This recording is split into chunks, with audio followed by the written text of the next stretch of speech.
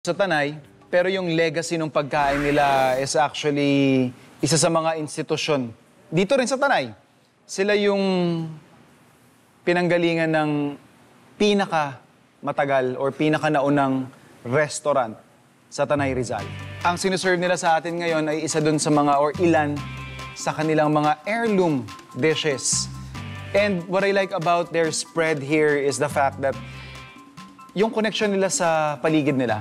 These fishes are representation kung ano yung available sa paligid nila, kahit yung mga gulay na meron sila. Kagaya ng isa sa mga isda na hindi madalas sinaserve sa mga restaurants. In fact, yung mga fisher folks natin, they would consider kanduli as kalaban.